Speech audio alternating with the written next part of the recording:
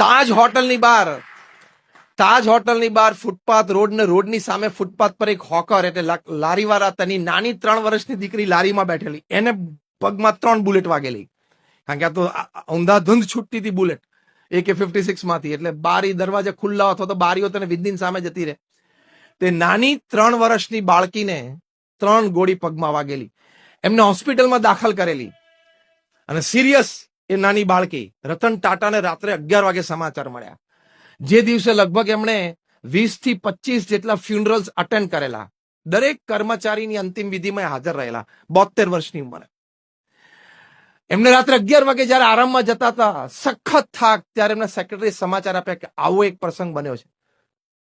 રતન ટાટાએ તરત જ રીચેન્જ એટલે કપડા ચેન્જ કર્યા કે let's go to the hospital.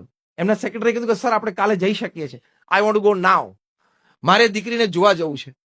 ત્યાં જઈને એમને ડોક્ટર સાથે ચર્ચા કરી. ડોક્ટરે કીધું કે 50-50% ચાન્સીસ છે બચવાના, કારણ કે એજ બહુ નાની છે, 3 જ વર્ષનું આ બાળક છે અને 3 ગોળીઓ પગમાં વાગી છે. અમે ગોળી તો કાઢી છે પણ ઇન્જરી અને બ્લડ લોસ જબરજસ્ત છે. રતન ટાટાએ કીધું કે તમે what best you can do for her. તો કે સર એને આઈસીયુમાં તાત્કાલિક એર એમ્બ્યુલન્સમાં જો લંડન લઈ જવામાં આવે તો આની માટેના સ્પેશિયાલિસ્ટ ડોક્ટર ત્યાં છે.